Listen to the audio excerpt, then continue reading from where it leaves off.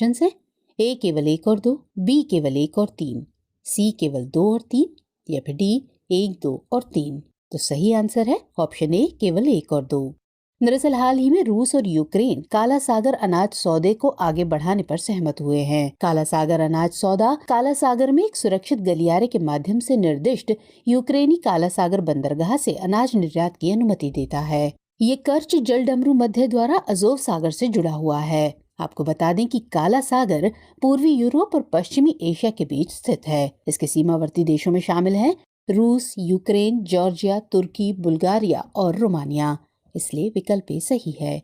अगला प्रश्न, निम्नलिखित में से कौन सी रिट न्यायालय द्वारा अवैध रूप से हिरासत में लिए गए व्यक्ति की रिहाई के लिए जारी की जाती है? अधिकार पृच्छा, प्रतिषेध, बंदी प्रत्यक्षीकरण या फिर उत्प्रेषण?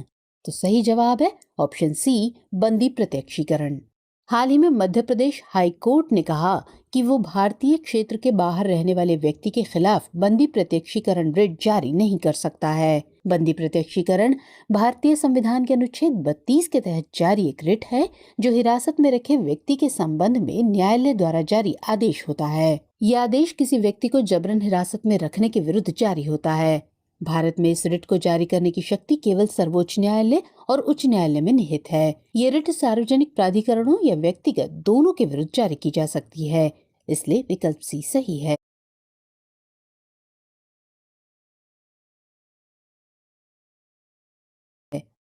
नेक्स्ट क्वेश्चन, असम किन राज्यों के साथ अपनी सीमा साझा करता है? अरुणाचल प्रदेश, मेघालय, नागालैंड और मणिपुर। तो यहाँ दिए गए कूट का इस्तेमाल करके आपको सही जवाब चुनना है। आपके विकल्प हैं ए केवल 1, 2 और 4, बी केवल 1, 2 और 3, सी केवल 1, 3 और 4 या फिर डी 1, 2, 3 और 4। तो इसका सही आंसर है ऑप्शन डी 1, 2, 3 और 4।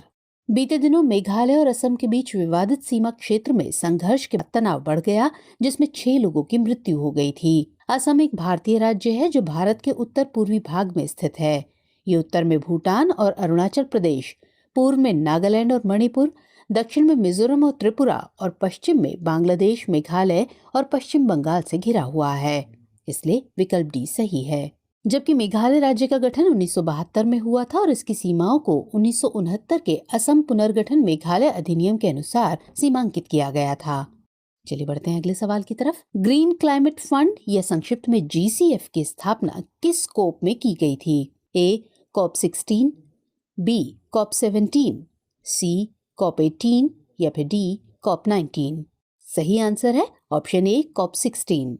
हाल ही में दक्षिण कोरिया ने कहा है कि विकासशील देशों को जलवायु परिवर्तन के हानिकारक प्रभावों के अनुकूल बनाने में मदद करने के लिए ग्रीन क्लाइमेट फंड यानी GCF को $2.72 मिलियन प्रदान करेगा। 2010 में कैनकून यानी कॉप 16 में GCF की स्थापना की गई थी। इसलिए विकल्प ए सही है। पार्टियों का सम्मेलन यानी कॉप जलवायु परिवर्तन पर संयुक्त राष्ट्र फ्रेमवर्क कन्वेंशन यानी UNFCCC का निर्णय लेने वाला सर्वोच्च निकाय है। UNFCCC का गठन 1994 में ग्रीन हाउस गैस उत्सर्जन को स्थिर करने और पृथ्वी को जलवायु परिवर्तन के खतरे से बचाने के लिए किया गया था। कॉप सदस्य वर्ष 1995 से हर साल बैठक कर रहे हैं। नेक्स्ट क्वेश्चन देख लेते हैं। वर्तमान भारत में कौन से समुदाय अल्पसंख्यक के रूप में शामिल हैं? 1 जैन, 2 सिख, 3 बौद्ध, 4 पारसी और 5 ईसाई। यहाँ दिए गए कूट का इस्तेमाल करके सही जवाब चुनना है। ऑप्शंस हैं ए केवल 1, 2 और 5, बी केवल 2, 3, 4 और 5, सी केवल 1, 2, 3 और 4 या फिर डी 1, 2, 3, 4 और 5। तो सही जवाब है ऑप्शन डी 1, 2, 3, 4 और 5। हाल ही में सुप्रीम कोर्ट ने कुछ राज्यों में हिंदुओं को अल्पसंख्यक का दर्जा देने के मुद्दे पर केंद्र को 6 सप्ताह का और समय दिया है। भारतीय संविधान में अल्पसंख्यकों का कहीं भी स्पष्ट उल्लेख नहीं है। राष्ट्रीय अल्पसंख्यक आयोग NMC अधिनियम 1992 की धारा 2C के तहत केंद्र सरकार ने 1993 में 5 समुदायों को अल्पसंख्यकों के रूप में अधिसूचित किया था। ये समुदाय मुस्लिम, सिख, बौद्ध, पारसी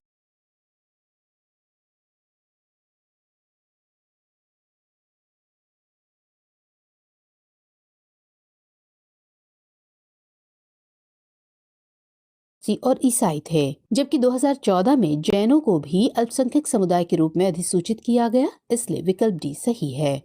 चलिए अब वक्त हो चला है आज के अभ्यास प्रश्न का।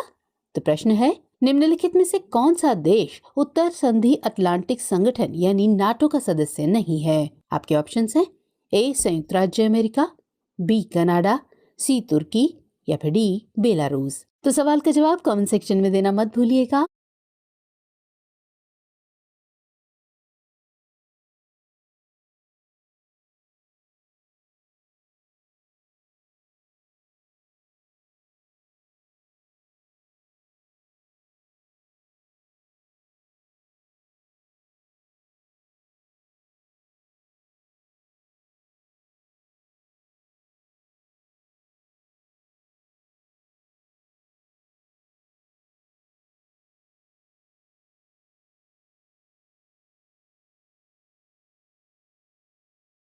मुलाकात होगी अगले एपिसोड में, तब तक के लिए जय हिंद।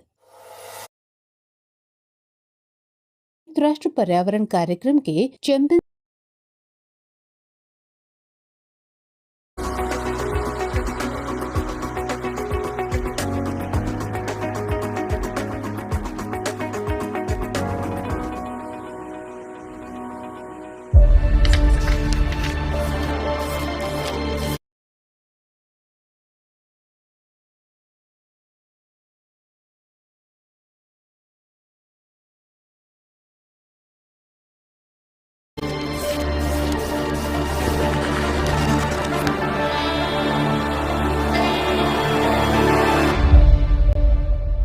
हेलो एवरीवन, टुडेज जी के प्रोग्राम में एक बार फिर से आपका स्वागत है। तो चलिए पहले शुरुआत करेंगे अभ्यास प्रश्न से। हमने आपसे पूछा था the champion of the earth award किस संस्था द्वारा दिया जाता है? आपके ऑप्शंस थे ए खाद्य और कृषि संगठन यानी FAO, बी UNFCCC, सी संयुक्त राष्ट्र पर्यावरण कार्यक्रम यानी UNEP या फिर रिपोर्टर्स विदाउट बॉर्डर्स।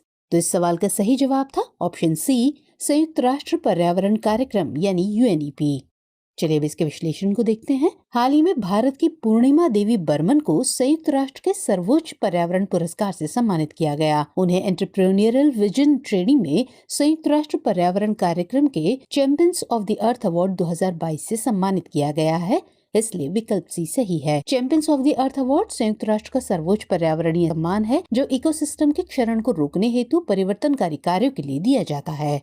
UNEP को 2022 में अपने इस वार्षिक पुरस्कार के लिए करीब 2200 नामांकन प्राप्त हुए, जो एक नया रिकॉर्ड है। चलिए अब आज के सेशन की शुरुआत करते हैं। तो हमारा पहला सवाल है, भारतीय प्रतिस्पर्धा आयोग के संदर्भ में निम्नलिखित कथनों पर विचार कीजिए। कथन 1, ये भारत का राष्ट्रीय प्रतिस्पर्धा नियामक है। और कथन 2, ये वाणिज्य और उद्योग मंत्रालय के अंतर्गत एक वैधानिक निकाय है। आपको बताना है कि इनमें से कौन सा या कौन से कथन सही है या सही है। ए केवल एक, बी केवल दो, सी एक और दो दोनों या फिर डी ना तो एक और ना ही दो। तो इस सवाल का सही जवाब है ऑप्शन ए केवल एक। 1 दिसंबर 2022 से GST मुनाफाखोरी से संबंधित सभी शिकायतों को राष्ट्रीय मुनाफाखोरी रोधी प्राधिकरण के स्थान पर भारतीय प्रतिस्पर्धा आयोग द्वारा निपटाया जाएगा। आपको बता दें कि भारतीय प्रतिस्पर्धा आयोग की स्थापना प्रतिस्पर्धा अधिनियम 2002 के तहत की गई। ये भारत का राष्ट्रीय प्रतिस्पर्धा नियामक है, इसलिए कथन एक सही है। इस आयोग में एक अध्यक्ष और केंद्र सरकार द्वारा नियुक्त सदस्य जो 6 से अधिक नहीं होते हैं। ये कॉर्पोरेट मामलों के मंत्रालय के भीतर एक वैधानिक निकाय है, इसलिए कथन 2 सही नहीं है। तो इस तरह विकल्प ए सही उत्तर हो जाता है। चलिए अगला सवाल देख लेते हैं। थोक मूल्य सूचकांक यानी WPI कौन जारी करता है? वित्त मंत्रालय, श्रम और रोजगार मंत्रालय, वाणिज्य और उद्योग मंत्रालय या फिर कॉर्पोरेट मामलों का मंत्रालय? तो इसका सही जवाब होगा ऑप्शन सी वाणिज्य और उद्योग मंत्रालय। थोक मूल्य सूचकांक यानी WPI के मुताबिक मुद्रास्फीति अक्टूबर में घटकर 8.3% हो गई, जो मार्च 2021 के बाद सबसे कम है। WPI का उपयोग कुछ अर्थव्यवस्थाओं में मुद्रास्फीति को मापने में किया जाता है। ये सूचकांक समय के साथ उत्पादक कीमतों में समग्र परिवर्तन को मापता है।